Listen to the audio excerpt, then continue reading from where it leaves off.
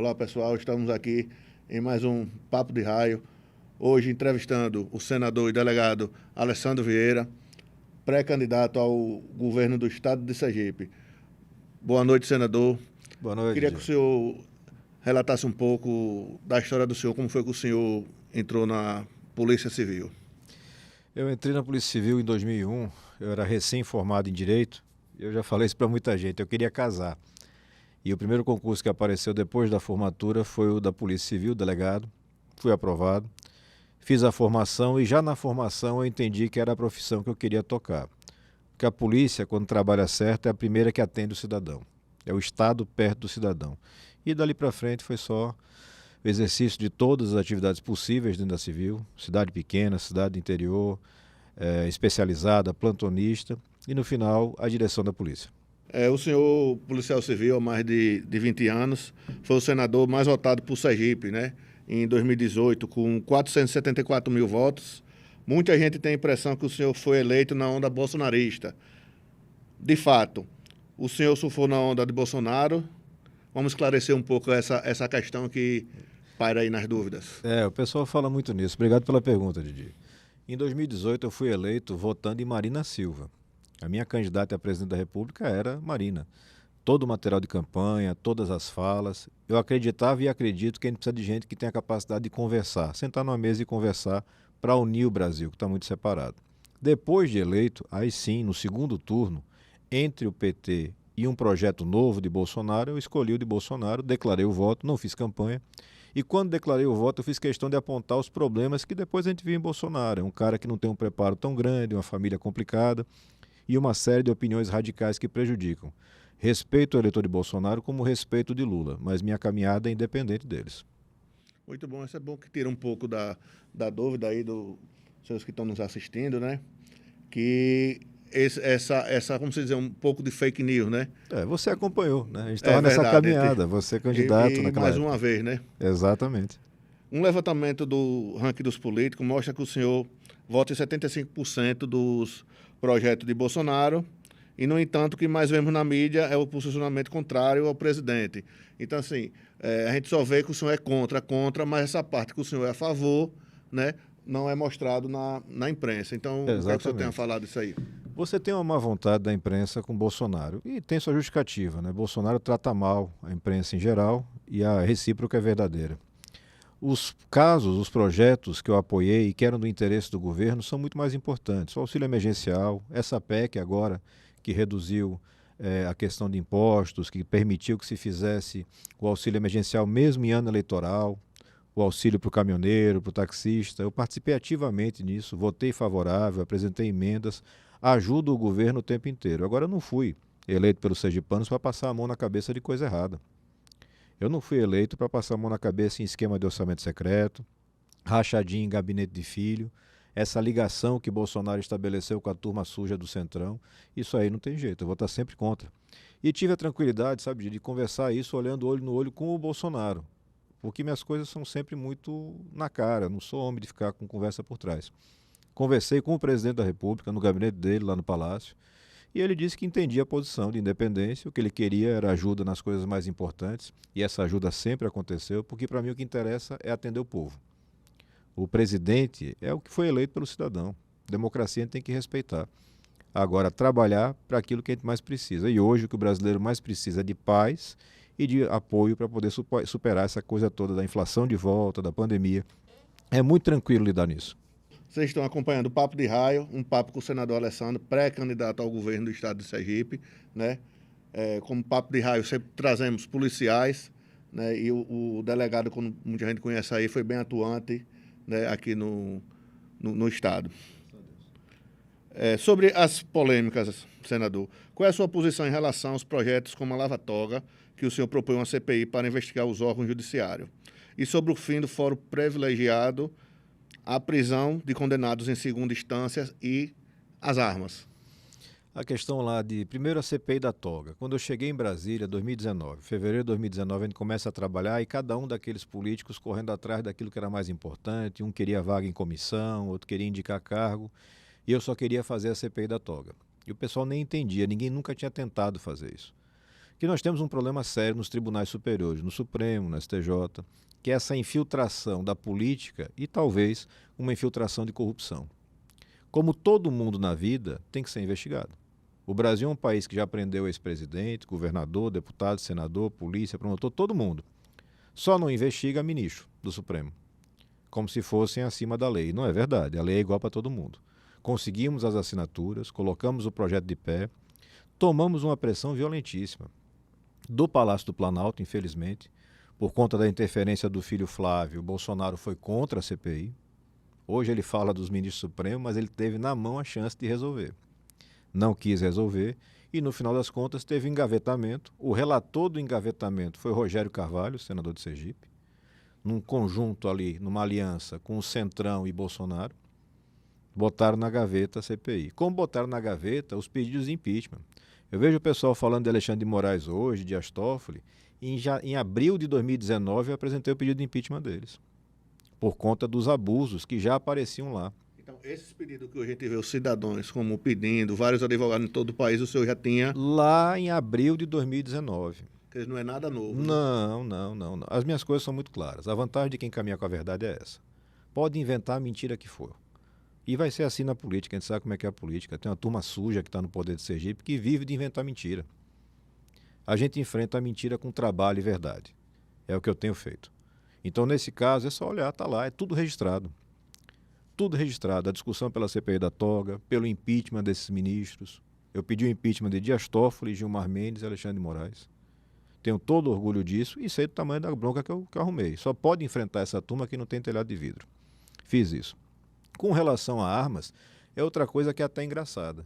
O que eu falava na campanha em 2018 é exatamente o que eu continuei falando no Congresso. Não mudei uma linha. Eu sou favorável à flexibilização do porte e da posse. A pessoa tendo os requisitos, então a pessoa não tem processo, tem capacidade técnica, capacidade psicológica, não tem problema. Agora, eu sempre vou ser contra, como profissional de segurança pública, do cara ter acesso a um fuzil. Eu sempre vou ser contra a desorganização do sistema. A gente entrou em contato com o Exército, eu formalizei a consulta, o Exército não sabe dizer quantas armas tem espalhadas na mão dos civis hoje. Você não tem registro. A gente teve essa semana a denúncia de um cara com 16 processos do PCC que conseguiu comprar arma, até fuzil, com registro no Exército. E não é porque o Exército quer vender arma para bandido, mas é porque é desorganizado. Então, todos os meus projetos, emendas, falas são do mesmo sentido. Sou favorável. Ajudei, o relatório foi meu para aprovação do porte de arma rural para quem está ali na cercania da sua propriedade, a facilitação do acesso à arma para quem está no campo, não tem problema nenhum. O senhor que... Trabalhei nisso, o relatório está tudo provado. Como eu digo, quem trabalha com verdade está tudo lá, é documento. Agora, você dizer que o cara ter 15, 20, 30 armas é bom para a segurança pública, não é. É bom para quem vende arma. Então, no caso, o senhor é favorável ao cidadão ter uma pistola, um 38? Se ele quer... Não o fuzil, no caso. Não, não pode ter nem quantidade demais, nem poder de fogo demais. Você é polícia, você sabe disso. Você trabalhava em guarnição, atendendo ocorrência, aprendendo arma. Você vai atender uma Maria da Penha, você não sabe o que vai ter dentro da casa mais. O cara pode estar lá armado com um fuzil, com o que quer que seja. PRF no meio da rua, na rodovia. A gente tem que ter cuidado com isso. E não misturar as coisas. Tem muita gente na internet que trabalha, na verdade, para fabricante de arma de fogo. Esse povo não está preocupado com a vida de ninguém, eles querem vender. Senador, mas quando a gente fala em cidadão comum em relação ao fuzil, né?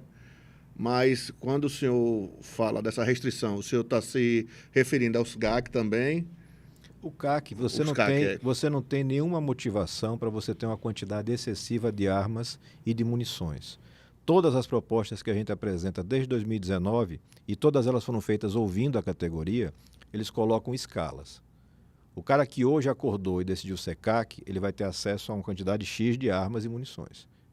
Ele continua na atividade, ele participa de campeonato, ele realmente está ativo, ele dá um passo adiante. A gente estabeleceu 3 níveis nas propostas que eu apresentei. Porque o cara que está lá em nível de competição faz sentido, ele ter várias armas, ele realmente usa muita munição.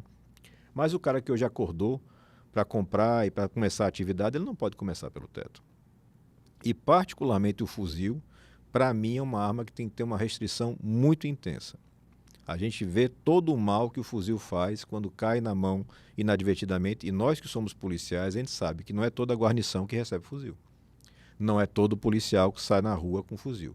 Eu tenho um colega lá, quem foi instrutor da SWAT, o Marcos Duval, do Espírito Santo, ele melhor do que ninguém sabe. SWAT significa justamente isso, é o esquadrão que tem equipamentos especiais, que é justamente a arma mais pesada, é o explosivo.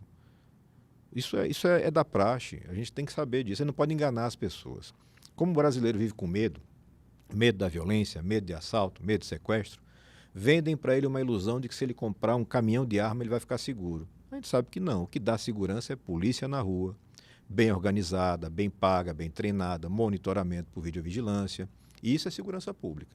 A arma é um direito do cidadão. É outra pegada. Eu quero, eu posso, tenho dinheiro para comprar, atendo os requisitos, é um direito seu. Eu sou contra aquilo que foi feito em governos passados, porque a lei permitia e você inventava dificuldades na Polícia Federal. Os processos se arrastavam. Né? Tem gente que trabalhou comigo, que se aposentou da polícia para conseguir um porte de arma quase 2 anos. Isso aí é desnecessário. São ajustes que a presidência podia fazer por decreto, não precisa nem de lei. Agora, você inverter isso e bagunçar o sistema não ajuda, prejudica. E outra coisa, até faço um alerta para o pessoal todo que gosta de arma de fogo, que está envolvido nisso, a gente tem que aprovar alguma legislação logo, porque a gente pode ter uma mudança de governo, e tudo que tem hoje está em base de decreto, e decreto o presidente que chegar muda. Então, ter uma lei aprovada, equilibrada, de consenso, é muito importante para não prejudicar ninguém. Então, assim, no caso, como o senhor falou, são 3 níveis, né? Então, como se o último nível poderia ter, no caso... Com condições muito específicas, o cara vai demonstrar qual é a atividade que ele faz com aquilo.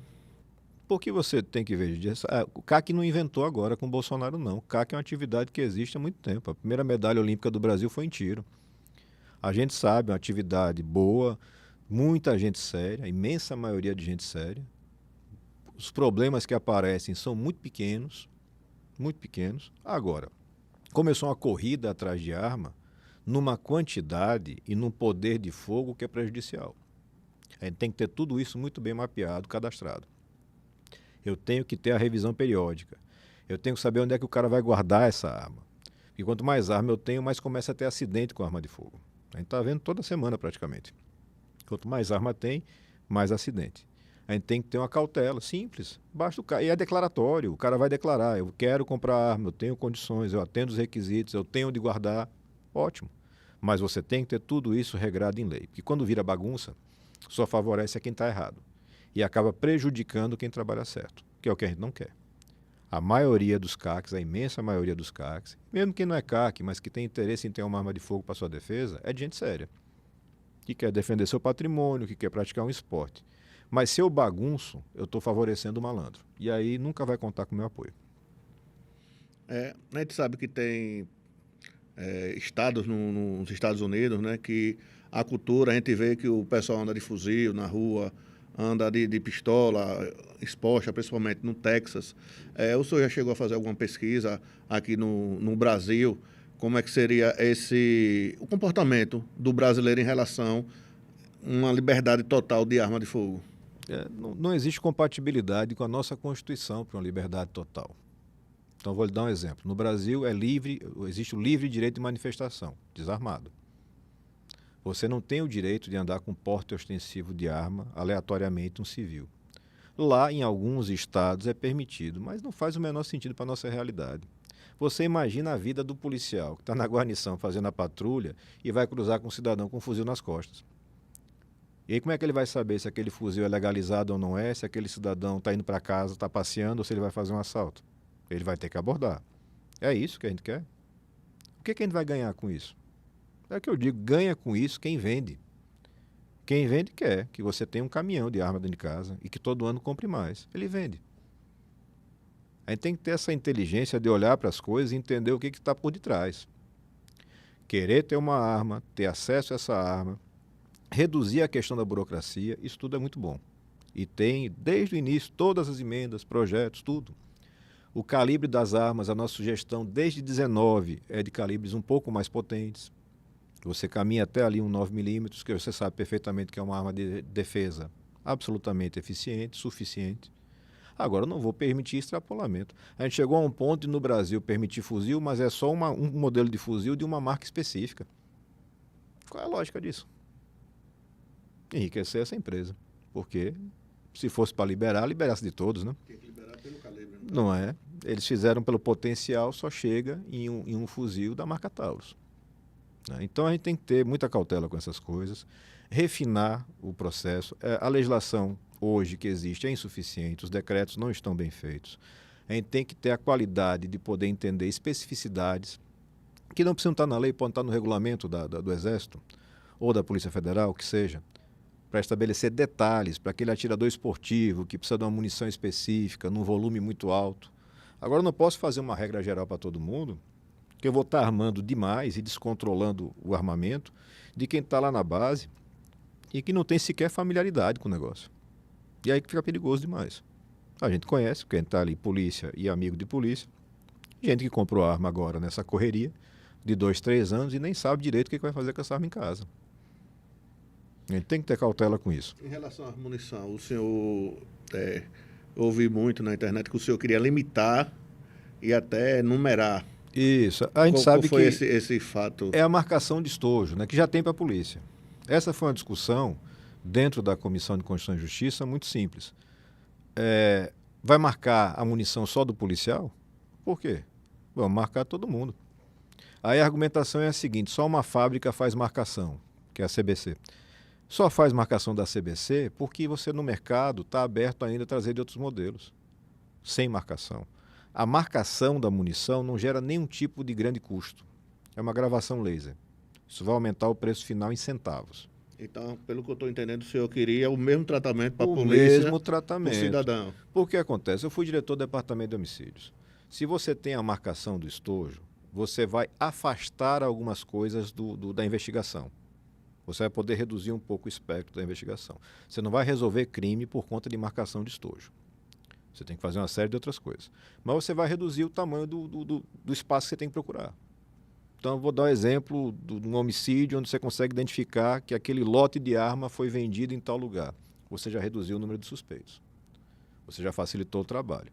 Mas eu faço questão de repetir, isso não significa uma prova de autoria de homicídio. Eu não vou resolver um homicídio porque eu marquei o lote, que não é nem uma munição individualizada, é o lote que é marcado. Né?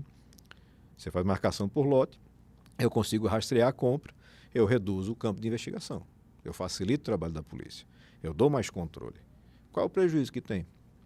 Para quem é de bem, que está fazendo seu esporte. Porque o aumento de custo, a gente já conversou com os fabricantes, não, o aumento de custo é pequeno. Mas só vão fazer se a lei obrigar. Se a lei não obrigar, para que eles vão fazer?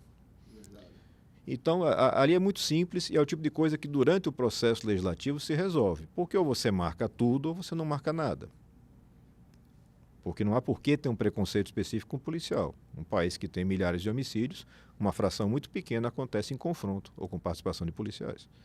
Então, quem traz é um tratamento igualitário. Só que o que acontece? O fabricante que não faz marcação hoje não tem interesse. E aí ele grita, ele contrata a gente na internet para gritar, porque ele quer que as coisas sejam do jeito dele, fabricante. Eu não fui eleito do Sergipe para trabalhar para fabricante de nada, não. Eu fui eleito para trabalhar para o povo. Então, a minha obrigação é garantir o máximo de segurança para o povo. E no tocante a armamentos, a segurança está na fiscalização. Tem que ter a integração do banco de dados do Exército com o da Polícia Federal. Tem que ter atualização desse banco de dados. Na última versão do projeto que chegou, para o policial poder consultar o cadastro de uma arma, tinha que justificar. Diga aí. A quem que se interessa de bem? Então, assim, a gente tem que saber, o Brasil é um país complicado. Muitas vezes se vende na internet uma coisa como se fosse uma maravilha, mas quando você tira a máscara, por detrás tem interesse de empresa, por detrás tem interesse de quem está envolvido com malandragem. Eu duvido uma pessoa de bem que vai se recusar a ter sua arma fiscalizada. Não tem porquê. Respeitosamente, sem um custo excessivo, sem burocracia excessiva. O pessoal que pegou também no pé de uma coisa do deslocamento com a arma para treinamento. O que a gente apresentou como proposta? Você cadastra autodeclaratório. Eu tenho minha arma registrada, estou indo com ela no stand que fica a 3 quilômetros para treinar, nessa janela de 24 horas. Só isso. For abordada no trajeto, você mostra, está aqui, eu estou indo treinar. O que o pessoal queria? Não, o cara pode andar livremente e se a polícia abordar, ele diz que está indo treinar, sem ter que provar quando, onde, por quê. Aí não existe. Aí é mangado policial. Essa é a base da minha divergência com a turma que defende um armamento livre de qualquer jeito. é que eu, como profissional de segurança, coloco sempre, a gente tem que respeitar a segurança pública O antes. senhor é a favor, mas com limites. Com limites e fiscalização, que é exatamente o que eu falava em 2018. Não mudei uma vírgula. Eu sou um cara difícil de mudar de opinião.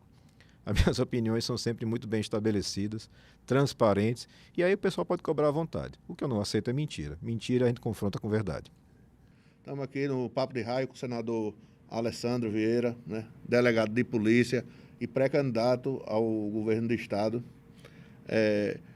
Senador, a gente vê que tem uns movimentos, né, de pró-armas, todos, que Roda e Vira solta uma crítica, né, e a gente fica sem saber se aquela crítica... a gente não tem a resposta dos dois lados, no caso, né?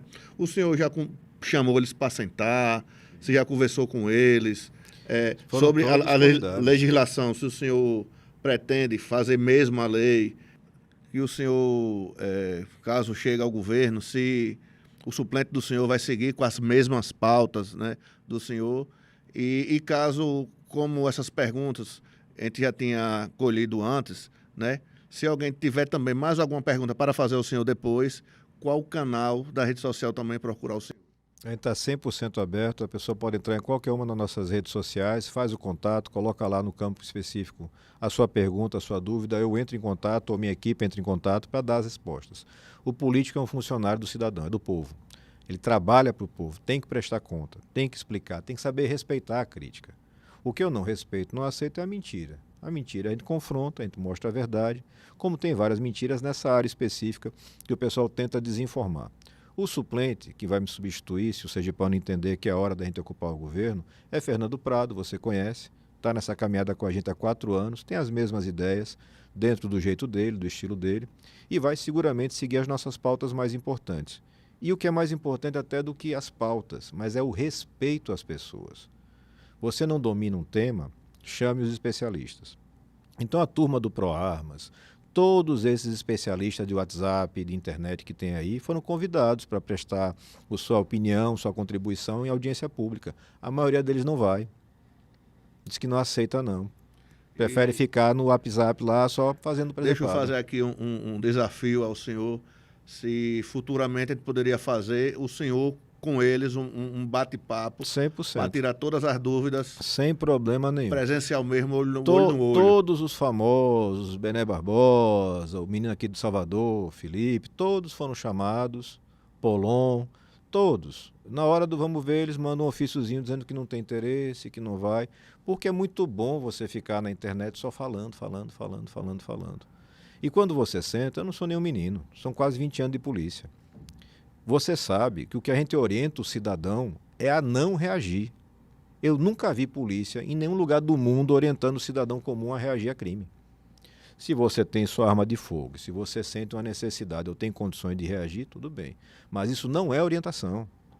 E a gente agora começa a ver esses especialistas, aí saem de cada 100 casos que dão errado, eles acham um que dá certo de reação e postam. E aí faz aquele alarde, está vendo? O bandido se deu mal, CPF cancelado. A maior parte das reações dá ruim. Eu perdi 2 colegas delegados de polícia em reação. Eu perdi. Você já perdeu certamente mais de um colega na militar. A reação é complicada porque a vantagem é do bandido que está na surpresa. A gente tem a obrigação de explicar para as pessoas. Eu me lembro de uma senhora professora, ela deve estar perto dos 70 anos, que ela me perguntou, ela me encontrou na rua, perguntar sobre armas, e dizer que ela tinha muita vontade de ter uma arma para se defender. Eu digo, mas a senhora vai ter coragem de atirar em alguém? Ela diz, não, Deus me livre. Então para que a senhora vai ter uma arma? Para entregar o bandido. Porque quem tem arma de fogo em casa tem que ter essa cautela também. Não são poucos os casos de invasão, especialmente à residência rural, para tomar a arma. Porque a arma passou a ser, a arma é cara, passa a ser um alvo de interesse do bandido. Então tudo feito com responsabilidade e esclarecimento é bom. Tudo em excesso não presta. Senador, esse deixa que o senhor falou das invasões rural, né? Então também há esse perigo não vou citar Sergipe, mas assim, Rio de Janeiro, São Paulo, dos traficantes, então, querer invadir casas, para ir atrás de fuzil, de armas e até de colecionadores. Sim, isso já aconteceu. Já aconteceu aqui em Sergipe. Aqui também em Sergipe. Já aconteceu aqui em Sergipe, casos de pessoas que tinham em casa um arsenal muito grande e que de algum jeito ou de outro as pessoas ficam sabendo. Uma arma de fogo hoje você não vai comprar por menos de 5, 7 mil. Quem tem um arsenal em casa tem lá, às vezes, um patrimônio de 80, 100 mil reais. Isso chama a atenção do bandido. Então, isso também a gente colocou em todas as nossas propostas, emendas. A garantia de que você tem um lugar de guarda seguro é muito importante. A gente não está falando de um eletrodoméstico, de uma TV. A gente está falando de uma arma. Ela tem que estar guardada adequadamente, você tem que ter preparo para usar, condições para usar. Se tudo isso é preenchido, não tem problema nenhum, não. Não vejo problema, não vejo dificuldade. Agora, tudo que é excesso, a gente tem que ter cuidado, porque tem alguém ganhando dinheiro, e isso pode gerar um risco depois lá na frente. Que é o que eu sempre falei. Tá aí, vocês que estão nos acompanhando aqui no Papo de Raio, sigam a gente aí no canal, no YouTube. E tá aí, se você aceitar o desafio, sentar frente a frente com o senador para fazer perguntas, ou pode ser no Papo de Raio, em qualquer outro podcast, o senador está aberto, né, a essa conversa. E, como a gente já falou, procura as redes sociais dele, as perguntas que não estiverem aqui, para que vocês possam fazer diretamente ao senador. Ninguém é dono da razão, Didi.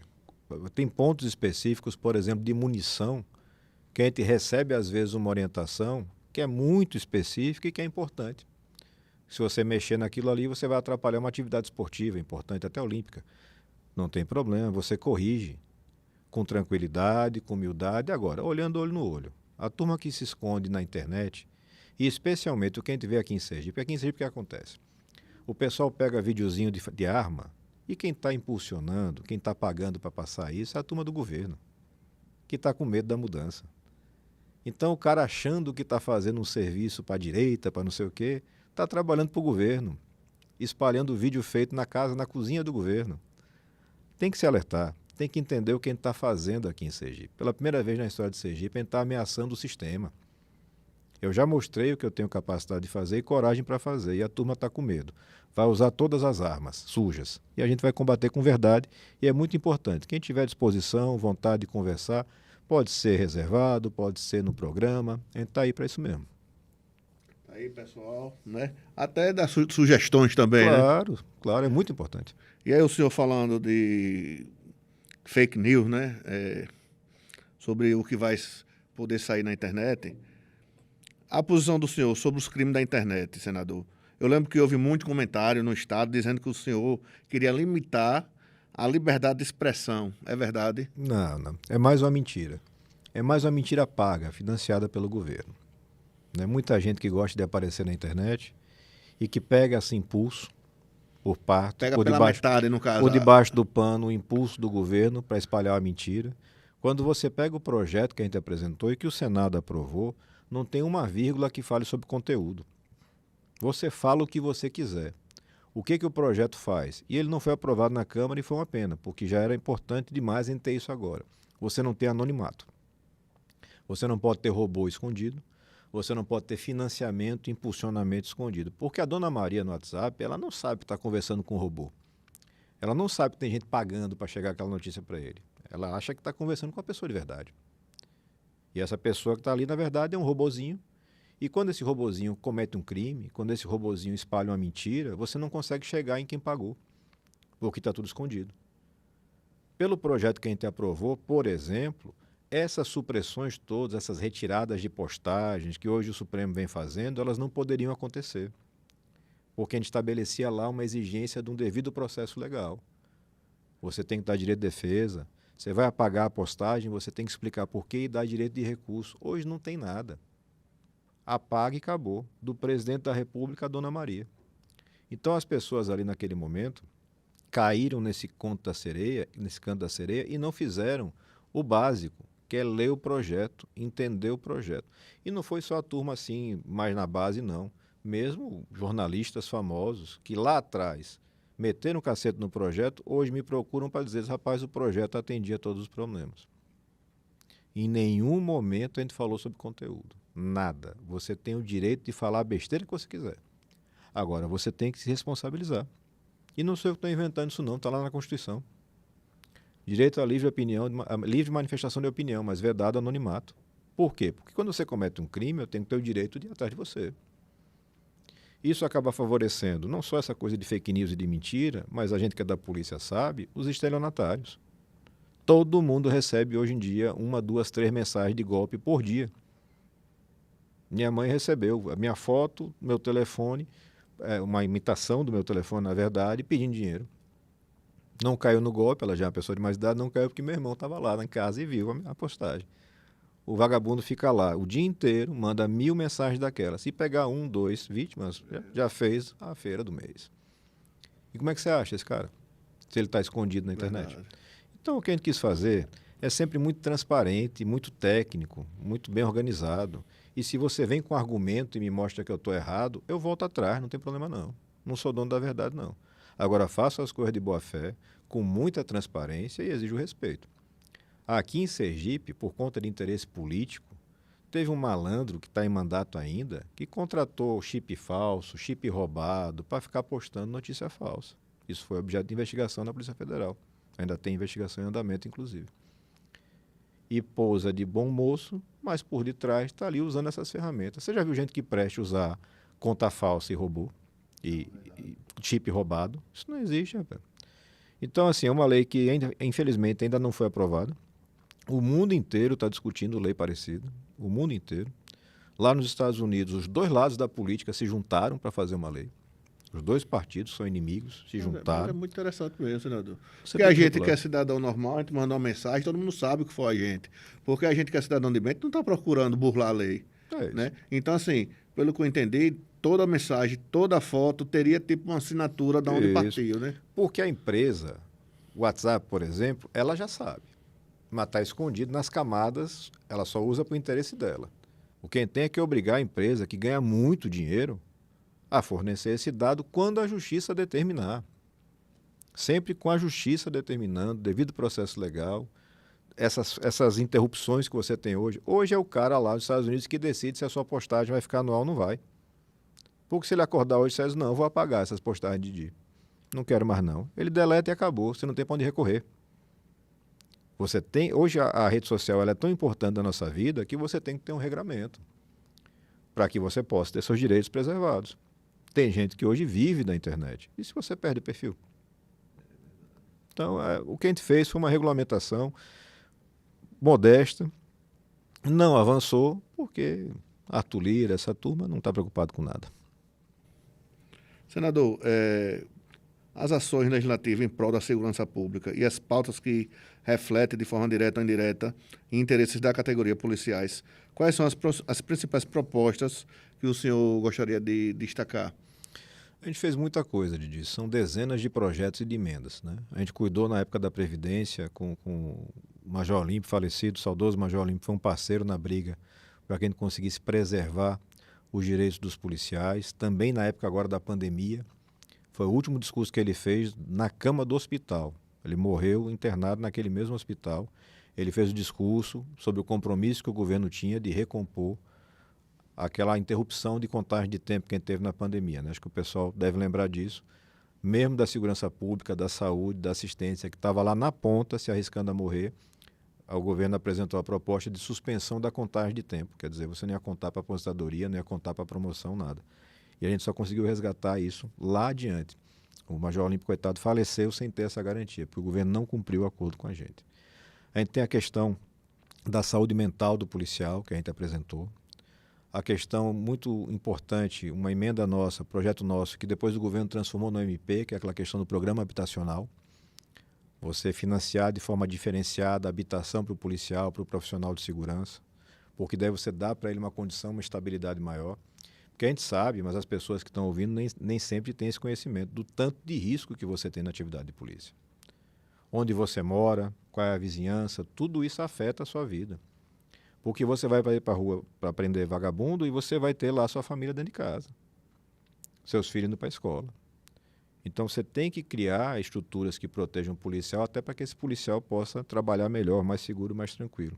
A gente trabalhou muito nessa linha. A gente vem investindo muito na parte de guarda municipal, infraestrutura. A gente tem trabalhado bastante nesse sentido. Você vê que a gente mandou em torno de 15 milhões de reais para a segurança em 3 anos. É mais do que o dobro de quem mandou em segundo lugar, dos 11 parlamentares federais. Em torno de 15 milhões de reais, só para o estado de Sergipe. E a gente tem a convicção, assim, a transparência de que não fez mais porque a Secretaria de Segurança não consegue dar vazão. Tem dinheiro que a gente colocou no ano de 2019, entrou em 20 e até hoje não foi executado. e as coisas ficam patinando. E dinheiro tem limite, você tem que saber se vai ficar parado aqui, é melhor colocar ali que vai ser executado. O pessoal das guardas, não. As guardas municipais executam muito bem, com rapidez, e o corpo de bombeiros também. Muito rápido, muito eficiente. Militar e civil, freio de mão travado, e a gente vê problemas se acumulando. Nosso estado é pequeno. Nosso estado é pequeno.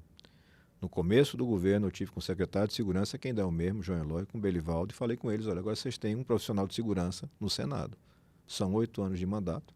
Você tem condições de fazer um programa de reestruturação ou uma intervenção de alto impacto, como a gente fez para a saúde, com o Hospital do Câncer em Lagarto, que vai ser um equipamento para toda a sociedade sergipana, vai mudar a realidade da saúde, do combate ao câncer, e foi feito pela bancada. Só que, infelizmente, falta gestão, falta engajamento e tem muito medo. Essa turma tem muito medo da política nova. Porque eles ficam olhando, se o povo começar a comparar, fica ruim. Eles querem deixar o povo sempre na ilusão de que é todo mundo igual, e não é. Então a gente colocou bastante recurso, sempre no eixo de reequipar. A gente tem uma preocupação grande em garantir a parte do equipamento de segurança, proteção individual, melhores estruturas. O QCG da PM está caindo. Como é que o Estado se respeita deixa o QCG da PM caindo? Ali é o símbolo da força. Você vai deixar cair para fazer uma reforma? E não adianta dizer que não tem dinheiro. Quando o governo do Estado diz que não tem dinheiro, é mentira. É mentira. Porque eles não têm a competência e seriedade para fazer as coisas. Porque nunca o Estado de Sergipe recebeu tanto dinheiro. Por conta da pandemia, o governo federal, o Congresso, liberaram recursos de um tamanho que nunca chegou aqui. Não foi à toa que conseguiu botar salário em dia. Não foi competência de Belivaldo. Foi esse mar de dinheiro que chegou em Sergipe. E os caras pegam isso e sabe Deus o que eles fazem. Porque as obras não saem do chão, as estradas não são feitas, continua com a fila na saúde, continua com pouco policial, os concursos pequenos.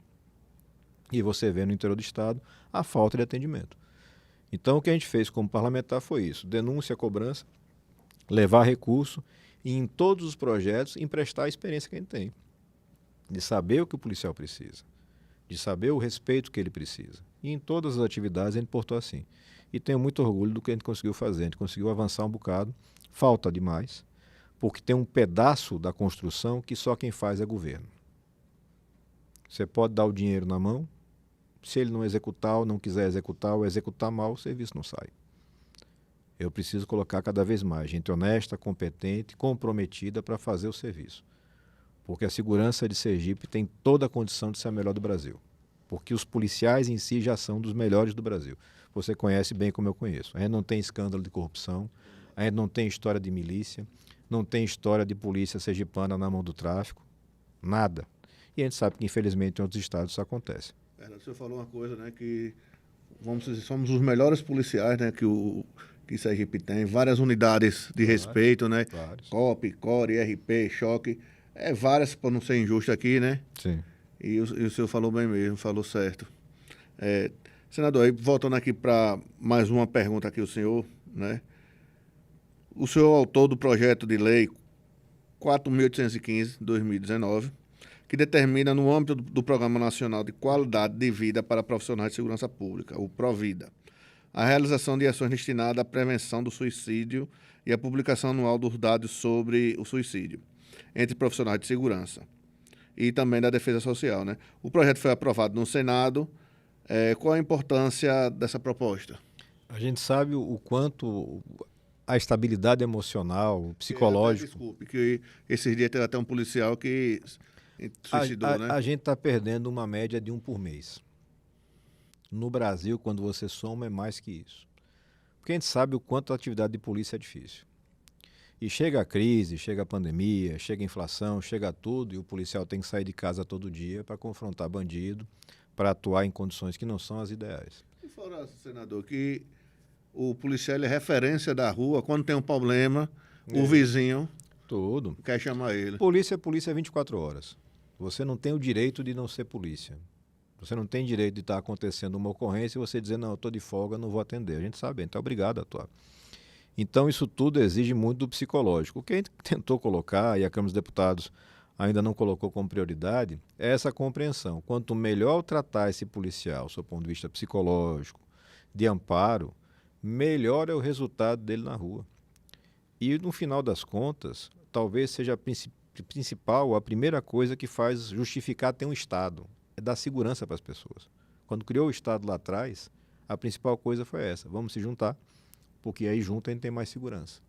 Vamos criar as ferramentas de segurança, onde você vai ter surgimento de polícias, guardas e tudo mais. Tem que cuidar das pessoas. Por muito tempo, o investimento é só em arma e viatura.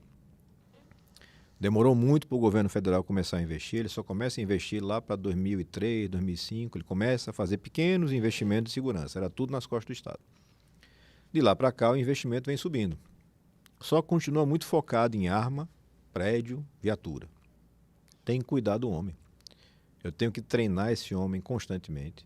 Aquele que se envolve numa atividade de maior risco, de maior gravidade, ele tem que ter uma oportunidade de um retreinamento, de um cuidado psicológico, para voltar para a força melhor, qualificado. E hoje não é. Hoje você troca tiro de manhã, no outro dia você vai estar no serviço do mesmo jeito. Ninguém vai lhe tirar da escala, ninguém quer saber o que aconteceu.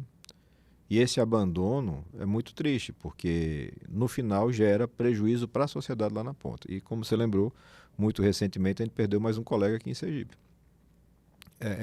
E até onde eu tenho conhecimento, o núcleo de atendimento psicossocial foi desativado. Foi desativado. E você tenta explicar isso para quem está fora. Eu fico brincando, se chegar um marciano, se chegar um cara da Europa e for entender as coisas do Brasil, ele não consegue não. Porque como é que você desativa o núcleo de atendimento psicossocial para os policiais? O policial parou de sofrer, parou de se estressar, ou foi só porque quiseram botar o dinheiro em outra coisa? Então a gente tem que mudar esse estado e com fé em Deus ele vai conseguir. Senador, tem algum estudo em nível nacional, ou se também no programa do governo do senhor para o estado de Sergipe, em relação às blindagens dos para-brisas, né? E as viaturas corretas para a polícia, porque a gente vê viaturas, um exemplo, o passageiro, o terceiro homem que vai atrás, o vidro de muitos carros não baixa, então fica aquele desconforto e a gente sabe que a polícia compra carro, não viatura. Você não tem adaptação. Para algumas unidades, o uso de blindagem cada vez mais se recomenda, até porque você teve um aumento na potência das armas à disposição do bandido, né? Uma coisa é o cenário, as pessoas olham muitas vezes para o Rio de Janeiro. O Rio de Janeiro é um mundo à parte. O Rio de Janeiro é um lugar onde as milícias, os comandos de tráfico tomaram conta e tem um arsenal de guerra. Mas mesmo hoje aqui, na nossa realidade sergipana, eu me lembro a primeira vez que apareceu aqui a apreensão de metralhadora, de fuzil. Era uma coisa que as pessoas paravam para saber que tinha sido pego alguém, normalmente um traficante, com armamento longo. Teve aquela fase de roubar banco ali, enfim, primeira década desse século, 2010, 2011.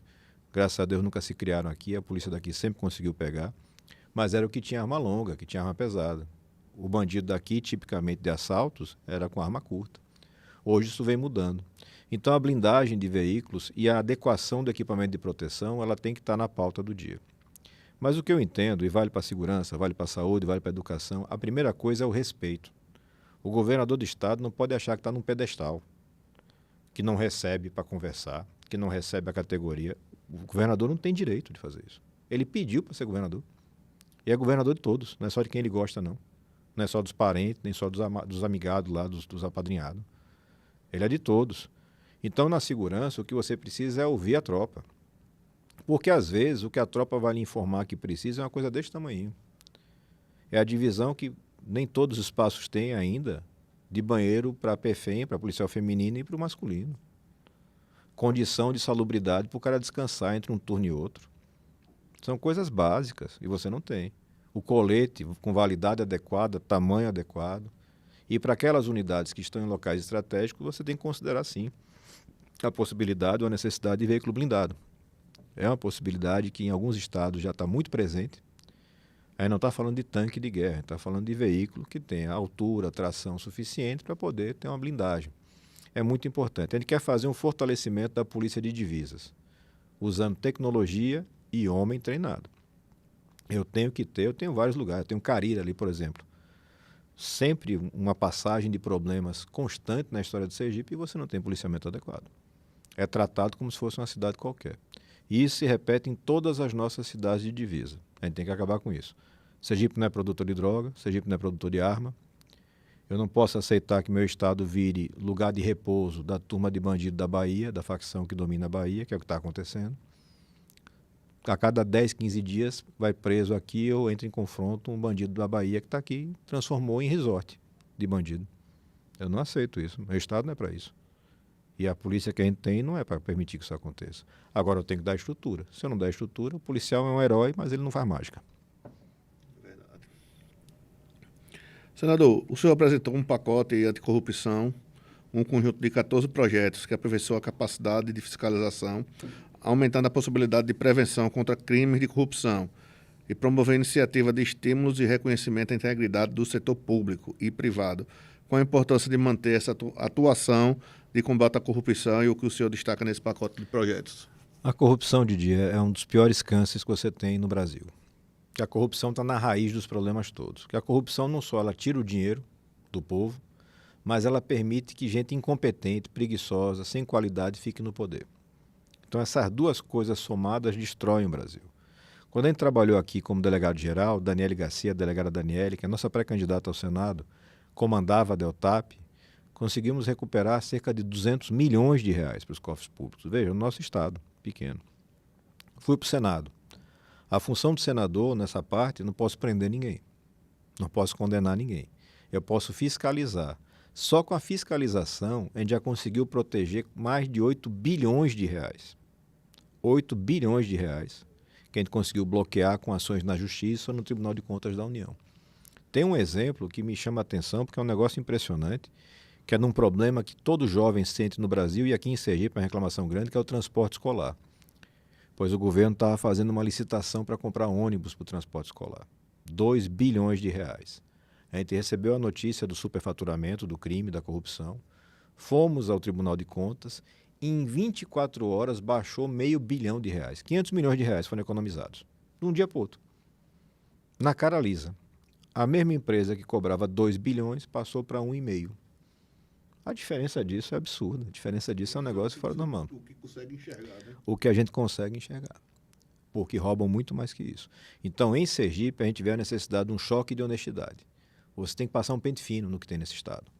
Contratos, empreiteiras, logística, entender os buracos que você tem, servidores fantasmas. Quando você passa esse pente fino, começa a sobrar mais dinheiro. E quando o malandro sabe que em Sergipe não vai se criar mais, melhora para todo mundo. Melhora para todo mundo. Porque você sabe tão bem quanto eu, bandido, se gostasse de coisa difícil, trabalhava. Ele gosta do fácil.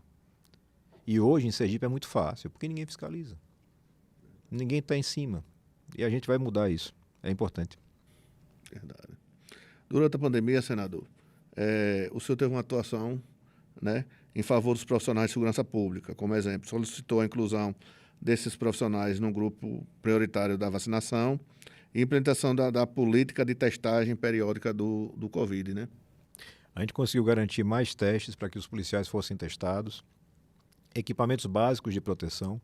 A gente tem que lembrar que hoje você está comprando máscara e tem máscara em todo canto, mas no primeiro momento faltava máscara. Então não tinha onde comprar. E os policiais não podiam deixar de trabalhar. Então a gente fez todo um trabalho de viabilizar álcool gel, máscaras, recursos transferidos por emenda, para você ter essa primeira atenção para quem estava na rua.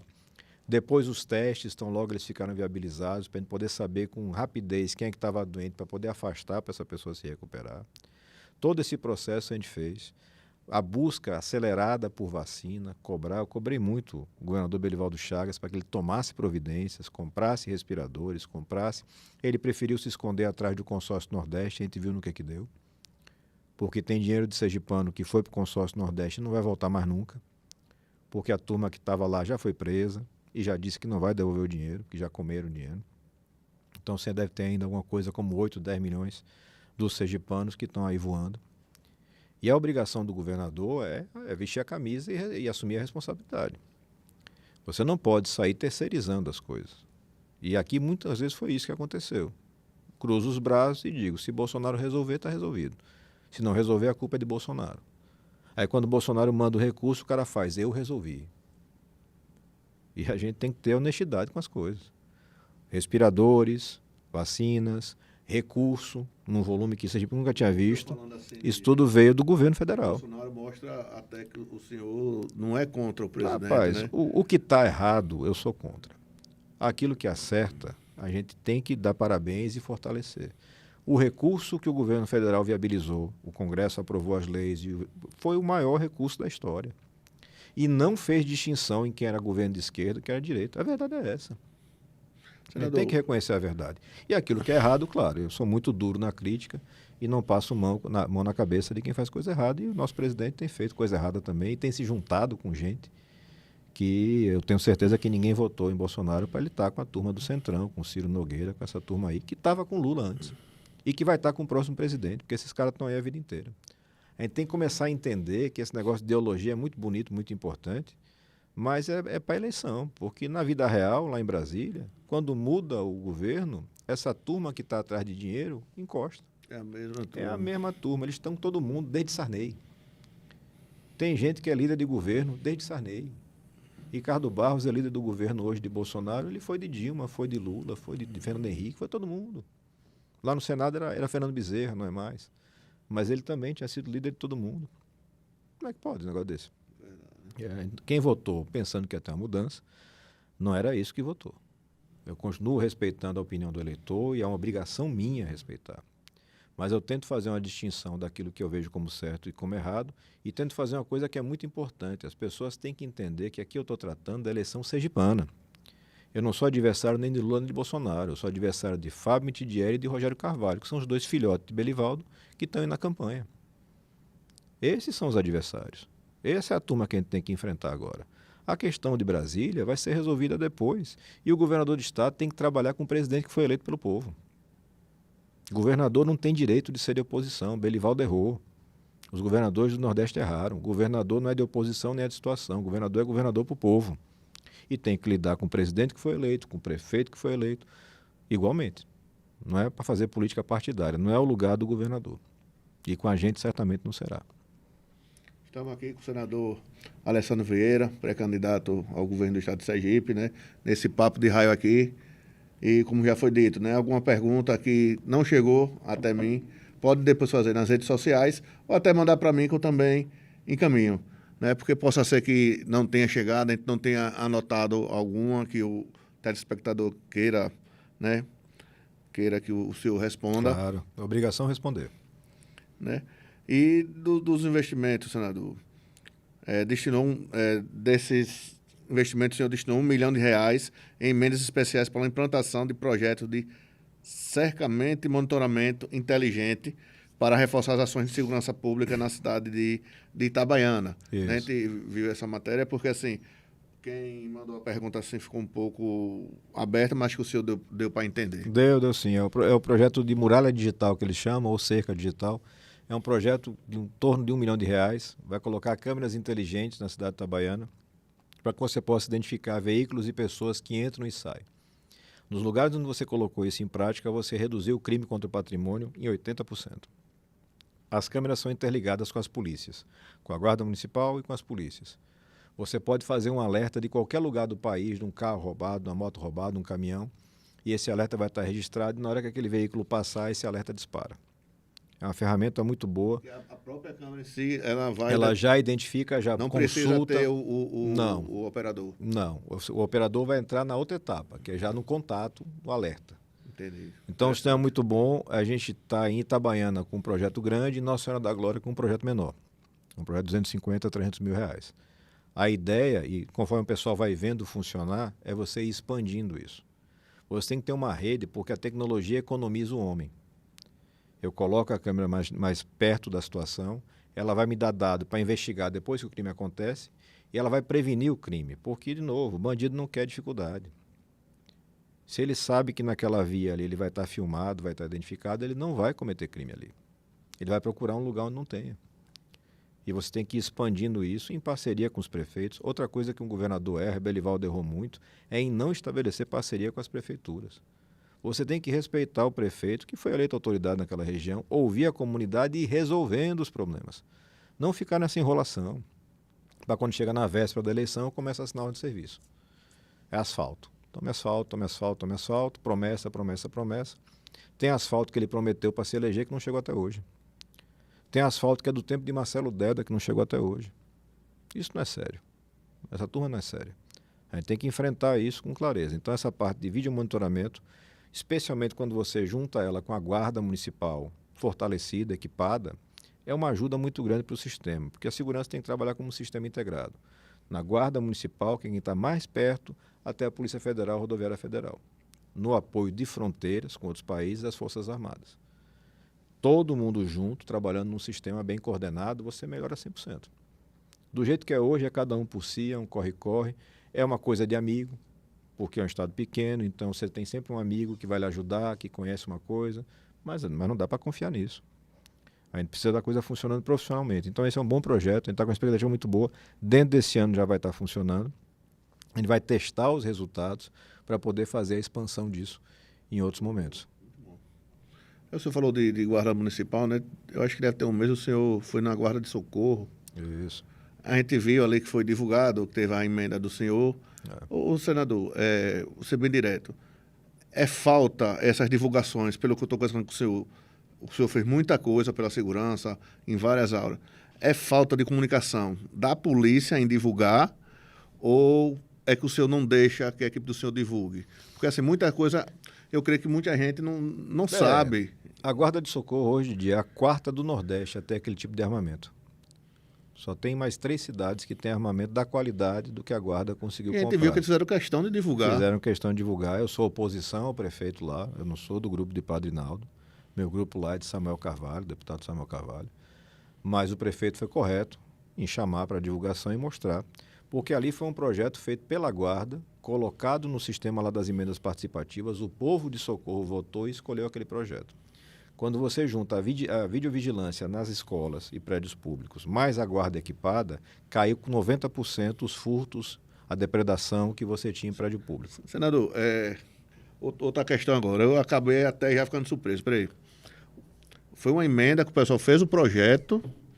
A guarda fez o projeto. Ganhou na votação. Então, assim, as emendas do senhor, o senhor trata dessa forma, no caso, o povo Sim. que escolhe? É o povo que escolhe. São as emendas participativas, desde o primeiro ano. Quantos senadores fazem isso no Brasil? Senador nenhum, deputado, acho que talvez tem uns 2 no Brasil inteiro, de 513. Então, pessoal, para vocês terem ideia, né? Um negócio pouca assim, emendas, o povo faz o projeto, vai para a votação, ganhou o prefeito, pelo que eu entendi. Sim, de oposição. De oposição, quer dizer, o senhor não tem esse problema. A gente colocou recurso nos 75 municípios. Nos 75 municípios. Não tem uma cidade do estado de Sergipe que não tenha recebido atenção, que não tenha recebido o recurso do mandato.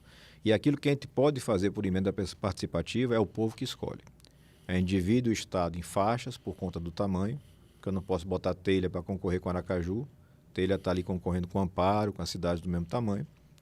Eles cadastram os projetos e as pessoas vão, votam e escolhem. Nessa última, foram mais de 60 mil pessoas votando, mais de 120 mil votos, porque você vota num projeto da saúde e num projeto aberto.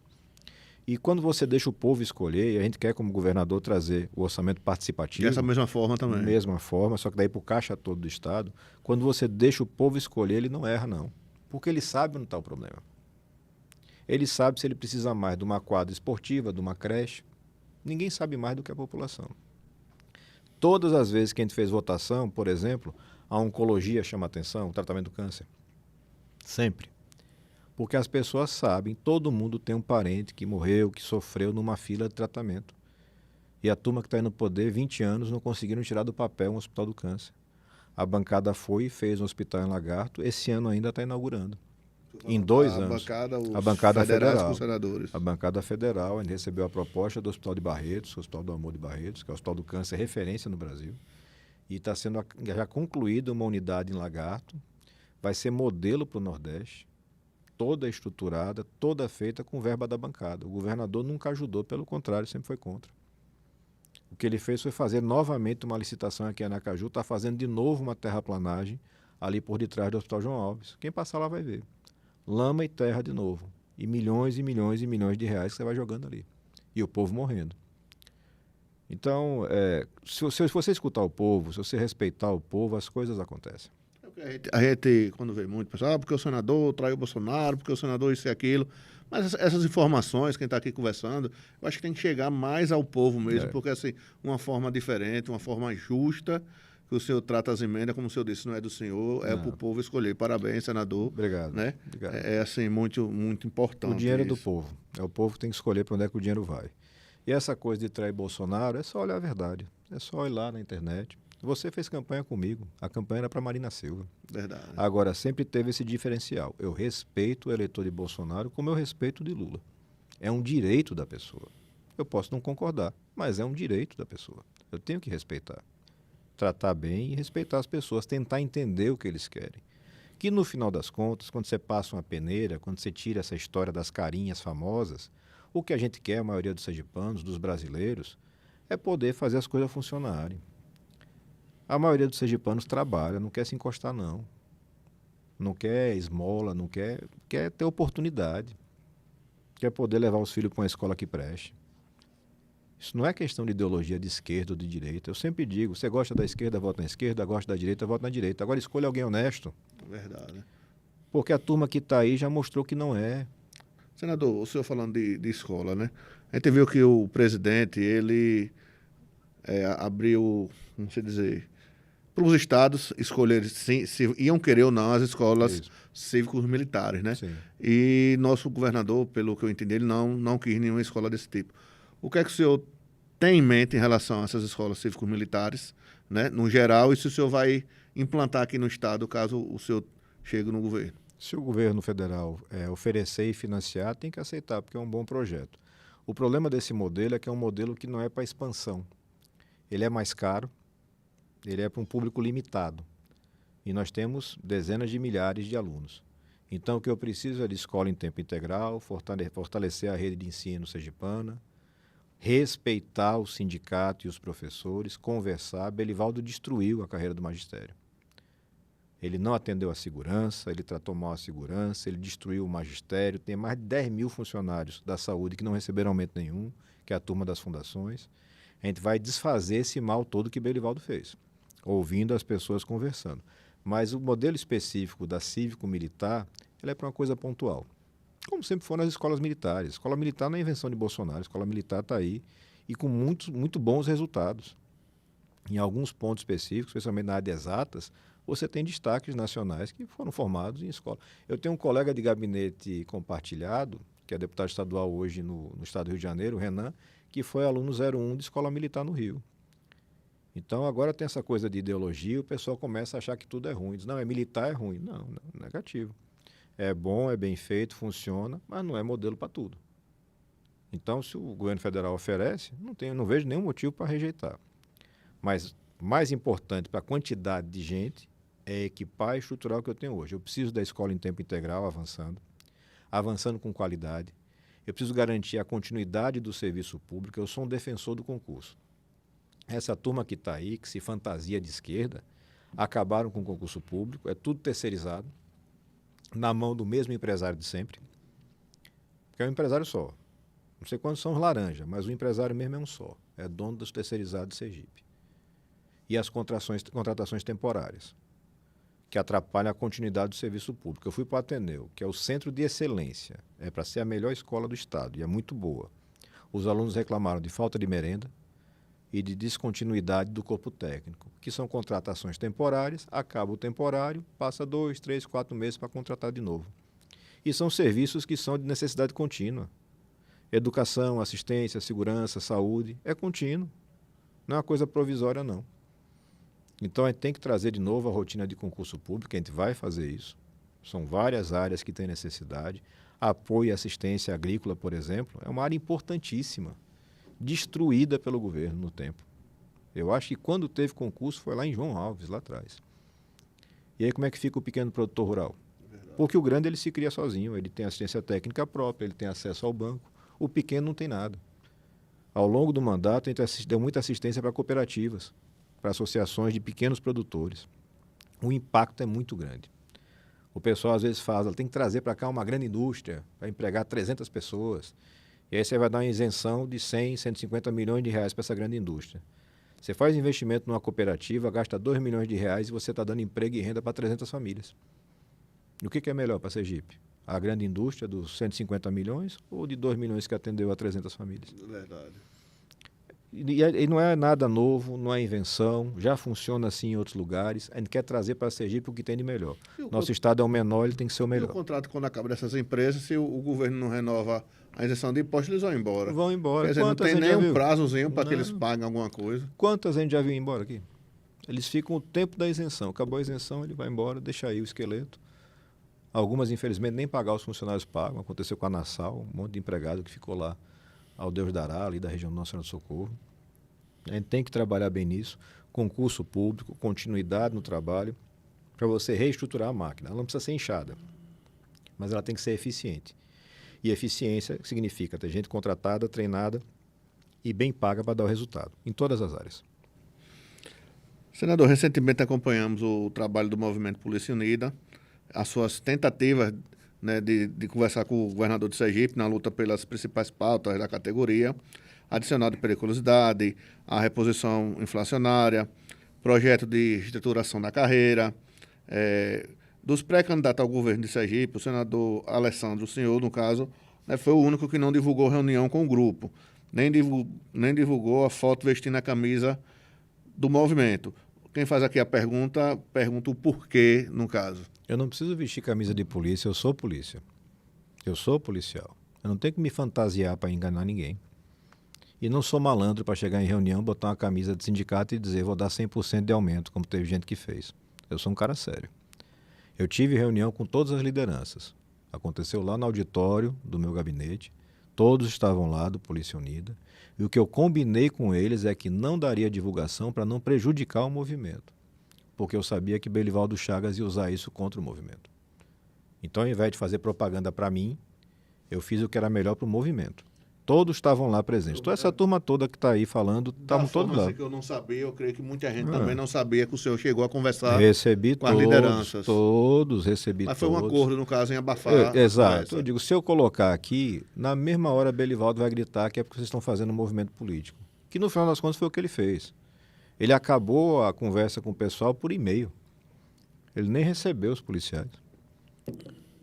Em nenhum momento, quando estava aquela confusão na porta do palácio, eu falei por telefone com o Belivaldo, dizendo, rapaz, atenda, é tudo aí gente de bem. Ele se recusou a atender, mandou o genro atender a turma lá, enrolar e mandar embora. E depois mandou um e-mail dizendo que não tinha mais negociação.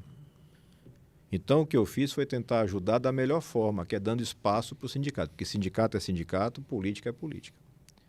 Eu digo, eu sou policial, mas eu sou senador. Vou ser candidato a governo do Estado. Se botar minha cara, eu prejudico vocês. Eu ganho, que o policial vai sentir que está desinformado, o cara está com a gente. Mas eu não quero vantagem para mim. Eu quero que as coisas funcionem. E se o sergipano entender que é a nossa hora de ocupar o governo, a gente vai chamar a categoria para uma reestruturação. Responsável, com o pé no chão, distribuindo responsabilidades internas, melhorando a distribuição da tropa e criando um horizonte de recomposição salarial. Porque não adianta promessa falsa. É difícil falar a palavra certa, mas é nojo mesmo, dessa turma que promete só para enganar. Quem sentar prometendo, vou dar 1.000, vou dar não sei o quê, é conversa fiada. Não conhece as contas, não sentou na cadeira. Você tem que sentar na cadeira, fazer as contas, chamar todo mundo e dar transparência. Olha, está aqui, as contas são essas. Vamos construir junto? O senhor já está até respondendo, né, a pergunta aqui que o pessoal fez, né? O senhor como pré-candidato ao governo, né? O que é que o pessoal da segurança pública pode esperar do senhor? O senhor já está... O servidor em geral... esperando, né? A gente já sabe mais ou menos as necessidades. A mais urgente é a dos professores, porque Belivaldo realmente esbagaçou a carreira. E aqueles que não receberam aumento nenhum, que tem uma turma da saúde. Mas todos os servidores têm que ser chamados pelos seus representantes para construir em conjunto um projeto de recomposição salarial, de melhoria de salário. Isso tem um pedaço que é reestruturação de carreira, tem um pedaço grande que é reposição da inflação, porque a gente passa anos em Sergipe sem ter a inflação, que é a obrigação da Constituição. Você repor a inflação não é a favor de ninguém, não. Mas no caso, o senhor... A gente tem mais de 30% aí de defasagem só de inflação. Já foi procurado por alguma categoria de professor, de polícia? A gente pediu para que possa falar no plano de governo do senhor? Não, a procura de polícia não teve nenhuma até o momento. Com os professores, a gente já está ajustando uma agenda de reuniões. Eles pediram para esperar as convenções, para já receber na condição de candidato mesmo. Para mim, tudo bem. Tudo aquilo que a gente vai colocar no plano de governo, sob o ponto de vista de melhoria salarial e de estrutura para servidor, vai ser conversado com os sindicatos. Eu não acredito em coisa feita de goela abaixo. E não acredito em conversa de malandro. É sentar, fazer a conta, estabelecer uma regra e normalmente você vai tentar, ou naturalmente você vai tentar fazer uma recomposição ao longo do tempo, como o DEDA fez algumas coisas. Senador, então, as portas estão abertas, né, para as categorias da polícia também, né? Eu sou servidor público, eu sou policial, sou delegado de polícia. Eu não tenho nenhum motivo para fechar as portas. Como é que o pessoal, no caso, vai no gabinete do senhor, na rede social, para, se A for o vida caso, inteira. marcar uma agenda sobre isso? É só entrar em contato e a gente recebe todo mundo. Eu estou recebendo grupos que representam categorias pequenininhas, entendeu? De agente de trânsito, a gente recebe todo mundo, ouve todo mundo com respeito. Agora, eu não tenho nem cara nem caminhada de besta. A turma que se encosta atrás de vantagem política tem que procurar outro. A turma que se encosta atrás de vantagem pessoal pode procurar outro. Comigo não tem. Comigo é para categoria e é com transparência. Todo mundo está sabendo. Olha, a proposta é essa, todo mundo está vendo. Quando a gente fez a negociação do subsídio lá atrás da Polícia Civil, que foi um subsídio muito bem construído, a gente abria a possibilidade das pessoas participarem até pelos grupos, pelo WhatsApp. Você tem que dar transparência, é interesse de todos. Tudo que é feito em conchavozinho, pequenininho, em gabinete, não dá certo. Ou só dá certo para alguns. Tem que dar certo para todo mundo. E eu acho que a gente tem um espaço grande de reconstrução. Não é uma coisa simples, porque a gente também tem que contratar mais gente. Eu não vou aceitar ter cidade sergipana com 2, 3 policiais para fazer a segurança. Segurança de 2, 3 policiais não existe. Você tem que retomar algumas coisas de presença mais firme na cidade, fazer essa polícia chegar nos povoados, porque hoje ela tem muita dificuldade para chegar, não tem a viatura certa, não tem combustível suficiente, integrar com as guardas municipais para dar resultado. A gente tem condição de retomar, e a gente perdeu isso há muito tempo, a gente tem condição de retomar a condição de estado mais seguro do Nordeste, como primeiro ponto de partida. Porque eu digo sempre, nosso estado é o menor tem que ser o melhor. Eu não tenho por que aceitar ser menos que isso. Não tenho por que aceitar a gente aqui passando fome, como eu vejo hoje em dia. Nosso estado não merece isso, tem dinheiro no caixa, está faltando a liderança para fazer a coisa acontecer. Estamos aqui batendo o papo com o senador Alessandro, pré-candidato ao governo. Estamos chegando quase, senador, no final. Vou fazer aqui mais umas 2 perguntas para que a gente possa encerrar.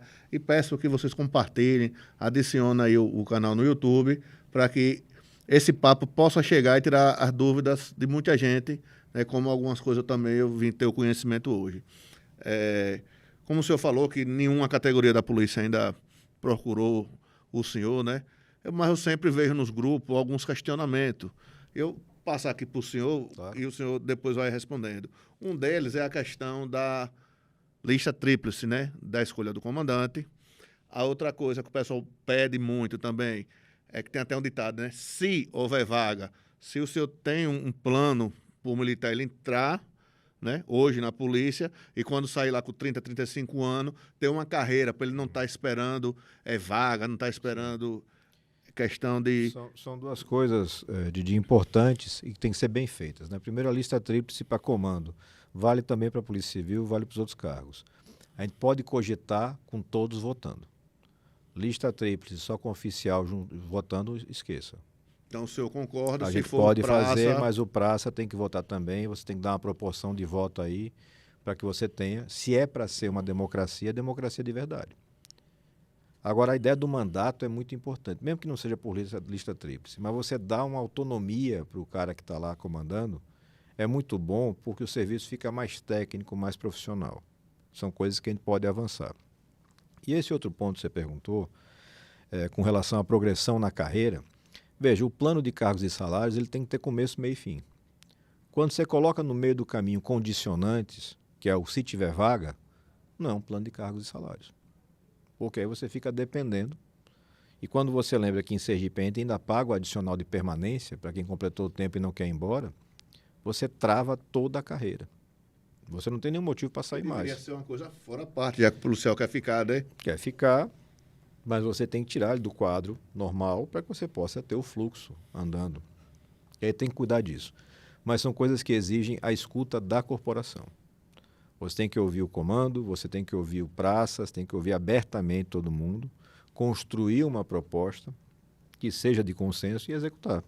Não tenho dificuldade nenhuma nisso, em nenhum dos dois pontos. Acho que são dois pontos justos, mas com democracia. Porque também você fazer uma patotinha, uma panelinha para dizer só quem vota sou eu, aí não adiantou foi nada. Eu piorei. É verdade. É como essa questão aí que o senhor deve ter acompanhado, né? Do desconto da Previdência, dos militares continua ainda, né? A gente sofre com essa questão, porque, e fora muita gente assim que volta para o BESP, senador, ele ganha, ele volta a trabalhar, ele teve assim, em outras repartições, ele ganha o mesmo salário de novo.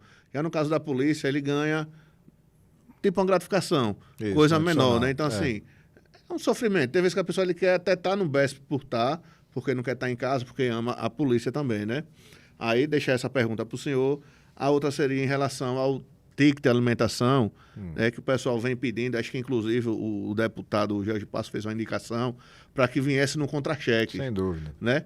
E aumentar o valor, porque parece que, eu não tenho certeza, mas parece que é R$ 11 alguma coisa nesse sentido, né? Se o senhor também tem alguma coisa em relação a isso. E a outra coisa também, que na época, eu acho que também foi o deputado George, fez uma indicação, porque quando se apreende a arma, né, que tem aquela gratificação, o policial não sabe de qual arma ele está recebendo. Então, assim, se o número do auto de apreensão poderia vir... Claro. São coisas simples. É transparência, né? Transparência. Que daí você sabe que tudo aquilo que você trabalhou está recebendo. A gente defende o valor do auxílio alimentação, o ticket, no contra-cheque, em espécie. É mais barato para o Estado e é melhor para o policial, que vai poder fazer uso desse valor onde ele entender, né? Onde for necessário. O ticket, como é hoje, ele limita muito, né? Ele prende você a determinados fornecedores.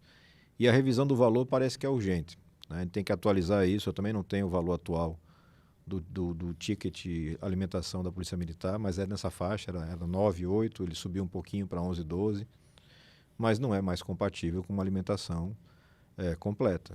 A inflação chegou dura demais e você não consegue fazer uma refeição com esse valor. Então a gente tem que garantir, e veja, a gente está falando de coisas que mesmo somando, a tropa é grande, mesmo somando, não são valores muito altos, mas se traduzem em dignidade, em respeito. Porque quando você vai ver o auxílio alimentação de outras carreiras, do judiciário, por exemplo, é 1.200, 1.500. E de onde eu venho, o que come o policial é o que come o juiz. Ninguém é melhor do que ninguém, não. Então a gente tem que mudar essa cultura. Esse pensamento, né? É mudar a cultura de que você trata como se fosse favor, porque é do executivo, porque é polícia, porque é, enfim, carreiras que são lá mais da lida dura do trabalho do dia a dia. A gente tem que mudar essa realidade. E é plenamente possível fazer isso. Conversado, com transparência, mostrando para o policial, para a sociedade como todos, olha, o orçamento é esse. O que eu tenho disponível é isso daqui. Como é que é melhor de fazer? Onde é que eu preciso avançar mais? Tem muita condição de fazer coisa, Didi. O Sergipe tem um potencial gigante.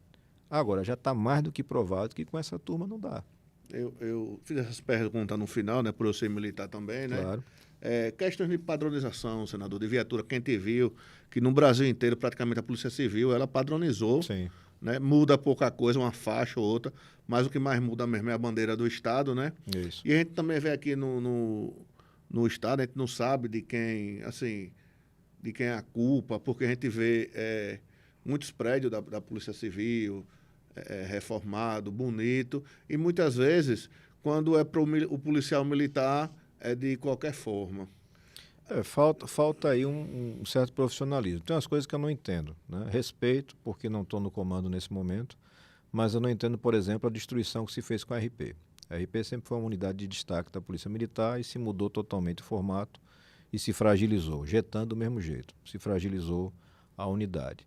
E cada uma com uma identidade visual, com uma cara, com uma cor, isso é muito ruim, porque fica mais caro e confunde o cidadão. Então, essa padronização que você fala da Polícia Civil, ela começou no período que eu era delegado-geral e nós reunimos todos do Brasil e todos concordarem em mudar a sua estrutura para ficar padronizada nacional. Porque é a melhor coisa que você tem quando é padronizado, é porque dá uma sensação maior de confiança e de segurança. Onde você vai, você sabe, ali é polícia. Eu sei qual é aquela ali. Aqui não. Aqui, cada dia que eu rodo, eu vejo um carro plotado de um jeito diferente, uma cor diferente, uma padronagem diferente. Muito carro locado de uma forma meio desconexa. Muito carro de capacidade de tração, caminhonete no administrativo, para levar doutor, para levar coronel. E o carro traçado ele tem que estar lá na ponta. Tem uma série de mudanças que a gente quer ver acontecer, e a gente fez isso no exemplo próprio. Eu fui usar carro oficial do Senado agora, nos últimos 6 meses, porque a Uber começou a ficar inviável. Por conta da crise de combustível, você não conseguia. Mas os primeiros 3 anos eu andava de Uber. Não arrancou um pedaço. Nunca perdi um compromisso, nunca teve problema nenhum. Não precisa do carro. Precisa do serviço. Agora eu preciso de viatura traçada, de qualidade, alta, para andar em povoado. Não é para levar o comandante para passear. Então a gente tem que ter essa clareza, esse exemplo que vem de cima. De você mostrar o respeito ao dinheiro, o respeito às pessoas, organizar as coisas, e o resultado na ponta aparece. Ele aparece ligeiro. Porque no final das contas o que a gente quer é fazer funcionar. E se você mostra um caminho, se você dá segurança, a gente vai chegar. A gente vai chegar, tenho certeza. A gente vê, os oficiais têm boa vontade e tudo, né? Mas a gente não sabe lá no governo o que é que emperra na realidade, né? Que houve a melhoria na segurança, houve, a gente sabe. Né? Como no começo falou, são vários guerreiros aí, sim, de praça ao comandante aí que querem o bem da população. Senador, para terminar, né, sobre a Previdência de Sergipe, que eu creio que esteja melhor, né, com esses recursos que está vindo, né?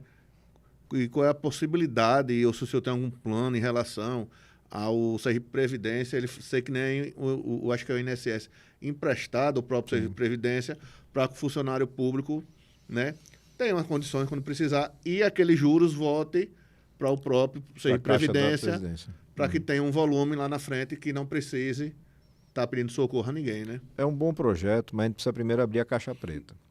Então agora, porque está perto da eleição, Belivaldo baixou a contribuição um pouco.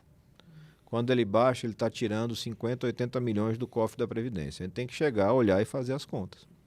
Porque Sergipe é um dos piores, acho que é o segundo pior, é o terceiro pior estado do Brasil em transparência. Você não consegue informação sobre nada em Sergipe. Então não adianta vender uma ilusão. Eu preciso sentar, ver aquele dado, fazer uma auditoria ali dentro, e aí sim é muito provável que seja possível você criar linhas diretas de financiamento para o servidor público, especialmente para o aposentado, com juros subsidiados, com a condição melhor. A gente tem que transformar o nosso Banese num banco de fomento da atividade econômica. O Banese não é para estar disputando taxa de juros com o Banco do Brasil, com essa turma, e cobrando consignado caríssimo. O Banese tem um potencial gigante, tem excelentes funcionários, um quadro técnico muito bom, mas tem que atuar para fomento. É para ajudar os sergipanos. Não é para se comportar como um banco qualquer. Aí o senhor falou em Banese, eu já me lembro da Deso também, né? E aí vem uma pergunta que todo sergipano vai querer saber do senhor, né? O senhor chegando no governo, o senhor vai privatizar o Banese, vai privatizar a Deso. Para encerrar, quais os planos que o senhor terá para a Deso? O Banese o senhor já disse um pouco, né? Mas o senhor podia continuar mais. O Banco do Estado de Sergipe é um patrimônio e é uma ferramenta muito importante. Ele não tem intenção de privatizar, ele tem intenção de mudar o foco do banco, transformar num banco de fomento. Garantir que o pequeno empreendedor, o agricultor sergipano tenham ali uma fonte de recursos facilitada. É um viés que a gente vê que deve funcionar muito bem, a gente tem exemplos em outros estados. Já a Deso é provavelmente o que mais me perguntam. A gestão é um desastre, falta água em Aracaju, Grande Aracaju, falta água no sertão. A Deso não consegue resolver. Só que privatizar pura e simplesmente não resolve. Hoje você tem dificuldade de dizer até quanto é que vale a Deso. Tamanha a bagunça. Você tem que fazer uma gestão séria lá, você tem que sanear o que está lá dentro. E aí sim você pode pensar em capitalizar a empresa, mas a venda não, a privatização não. E o pessoal pergunta, mas por que não privatizar? Porque depois de Paulo Guedes virou parece com a mágica, né? Tem que privatizar que resolve. A que melhor funciona no Brasil é a de São Paulo, é a Sabesp. Se botar para vender a Deso, provavelmente quem compra é a Sabesp, se for de dentro do Brasil. Se for de fora, pode ser uma dessas estatais da França, por exemplo, da Espanha, que compram muito. A Sabesp é 51% do governo de São Paulo. Ela tem o comando do Estado. Porque a água é uma coisa muito importante, é um recurso estratégico. Você não pode simplesmente sair abrindo mão com petróleo. E outra coisa, é um negócio que dá lucro. Não dá prejuízo não para o Estado, dá lucro para o Estado. Então tem que ter calma e parcimônia. A gente tem que fazer uma gestão, primeiro uma auditoria. A gente tem que fazer auditoria, tem que modernizar a DESO, modernizar os quadros, a gestão, dar transparência. O cidadão sergipano tem que entender, diz, olha, aqui eu tenho um caixa, vamos dizer, de 100 e eu preciso de 150. Como é que eu vou fazer esses 50? Eu vou cobrar mais imposto para botar os 50? Eu vou fazer uma capitalização dessa empresa? O que eu faço? Tem vários caminhos para fazer, com transparência. Mas eu sou contrário a você chegar defendendo pura e simplesmente, vou vender, como se fosse uma coisa ruim. Não é. É a mesma coisa de Bolsonaro reclamando da Petrobras. A Petrobras já deu para o governo em 10 anos 1 trilhão em dividendos e impostos. É ruim? Não. Dentro do ano, 52 bilhões. Então, um negócio desse... Vender é pior, né? Não tem por que você sair vendendo que nem doido. Você pode até vender, se o povo quiser que venda, num plebiscito e tudo mais. Mas o povo tem que ter essa informação. Diz, olha, não dá prejuízo não, dá lucro.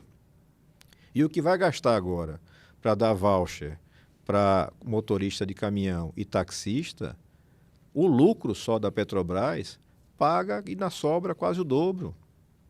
É muita desinformação que as pessoas têm. Porque quando sobe o preço do petróleo, sobe a arrecadação do Estado, no imposto e no dividendo. O justo, e a gente defende desde o ano passado, é que justamente essa margem seja usada para ajudar o mais pobre. E não era só taxista e caminhoneiro, não. Na nossa proposta, pegava o motorista de aplicativo e todo o proprietário de veículo de baixa renda, que é quem está sentindo. E o cara não usa o carro para passear, para ir para a praia. O cara usa para trabalhar. Então, assim, tem várias coisas para fazer. Quanto mais as pessoas entendem, recebem informação, começa a abrir a cabeça. Diz, opa, peraí. O dinheiro existe. Todo mundo recebe seu talãozinho da DESO. Não é barato. Por que não funciona o serviço? O senhor falando assim, quando eu passei lá na Câmara, a gente tinha pedido que a DESO fizesse uma caixa d'água em um bairro, porque era alto, né? E qual era o problema, senador? Que ele jogava água para as casas através de uma bomba. E essa bomba sempre dá defeito. Isso. Eu acho que funcionando direto, né? Isso. Aí eu tinha dado a ideia, porque vocês não constroem uma caixa d'água, a bomba joga para a caixa. Acabou. E depois a caixa. E até hoje, senador, nada. Não tem. Então, assim, a gente vê o povo sofrendo por causa de, eu não sei, de besteira ou de não querer escutar a pessoa. Pelo menos fazer um estudo, né? Para ver se dá certo. Você tem a corrupção e a incompetência. Quando se juntam os dois, é um inferno. Você não consegue fazer nada. Se a gente coloca lá uma gestão profissional, técnica, que vai fazer a coisa funcionar, na DESO você já tem bons quadros, mas você tem que ampliar aquilo ali e renovar. Tem que trazer uma gestão mais moderna. As pessoas têm que acompanhar o que acontece ali dentro. Você tem que saber justamente disso. Se falta água o tempo inteiro aqui, em Itabaianinha, onde é que está a solução? A solução está aqui. Quanto é que custa? O sergipano tem que saber. Porque se o sergipano for saber, ele vai saber que tem uma estação de tratamento em Umbaúba que não foi conectada para a rede porque faltou completar a obra. O projeto inicial foi mal feito. Isso tem no estado inteiro. As adutoras com tubulação inadequada, estoura toda vez que toma pressão. Mas em engenharia, tudo tem solução. Custa dinheiro, mas tem solução. Se eu levo para o povo a responsabilidade, está aqui o problema, eu tenho que resolver isso. Eu não posso ter gente faltando água a 500 metros de São Francisco. Isso é uma vergonha. Eu não sei como é que esse povo dorme. Com a cabeça no travesseiro, sabendo que deixa o cidadão lá sofrendo. Dá para pegar água, é pequeno? É pequeno. Tem o projeto do canal de Xingó, que é um projeto muito importante, mas é um projeto de 3 bilhões e meio de reais. E ele vai levar à execução não menos de 10 anos. É uma obra grande, gigantesca. Quando estiver pronto, vai ter água garantida para Sergipe por resto da vida. Mas até lá, você tem uma série de providências que você consegue adotar de custo mais baixo e de execução rápida. Tanto é programa de cisterna, é de poço. A gente colocou 2 milhões de reais na Cohidro para fazer poço, não executaram R$1. R$1. Filizola teve no meu gabinete para pedir, pode colocar que a gente vai executar, a gente quer melhorar o atendimento. Coloquei. Não executou nada. Esse dinheiro volta? para o Senado? Fica lá, rolando, para executar depois da eleição. Ou no próximo governo. É assim que essa turma trabalha. E como não tem transparência, como a imprensa acaba trabalhando de uma forma mais difícil, não tem nenhum veículo de imprensa em Sergipe que funcione sem patrocínio do Estado. Nenhum. Não paga as contas se não tiver patrocínio. E o Estado maltrata. Então você não consegue fazer as pessoas entenderem. Então um espaço como esse é muito bom, porque a gente conversa com as pessoas e explica a realidade. Olha, o problema é esse, tem solução, a solução está aqui. Vamos fazer. Dá para fazer. Tem que ter coragem, tem que ter qualificação, juntar um time de gente boa e a gente muda a Sergipe. E vai mudar. Sergipe está esperando essa mudança há muito tempo e com fé em Deus a gente vai fazer a mudança junto. Senador, estamos chegando no final. Agradecer a todos aí pela nos acompanhar, né, que adiciona a gente no YouTube, né, que o senhor também nos ajuda a divulgar. Vamos colocar nas nossas redes. Nosso canal, eu agradeço. E para encerrar, senador, deixar com o senhor à vontade para fazer as últimas considerações, né, para que o povo saiba, né, de fato quem é o senador e alguma coisa que o senhor queira falar na reta final. É mais agradecer pelo espaço, Didi, e pedir para quem está acompanhando a gente, todo mundo está acompanhando, faça exatamente o que o Didi fez. Você tem dúvida? Pergunte. Você recebe esse caminhão de mentira que pagam para chegar para você? Pergunte qual é a verdade. Não tem nada na minha vida, no meu trabalho, que você não possa olhar para mim e perguntar e não vale responder olhando no olho. Eu trabalho com a verdade, não trabalho com mentira. Então é muito fácil. Você pode não concordar comigo, é um direito das pessoas. Mas a verdade é muito importante, porque lhe abre espaço para resolver os problemas. E o que a gente quer é resolver os problemas. O povo sergipano precisa de mais. A gente tem milhares de pessoas passando fome, morrendo sem atendimento para o câncer, sem poder fazer um exame. E a gente tem como resolver as coisas. Só depende da gente. E a gente vai conseguir fazer com fé em Deus e sempre com a verdade, conversando. Então, obrigado. Foi um Senador, prazer. eu que agradeço. Valeu. Muito obrigado. Pessoal, até próxima terça-feira.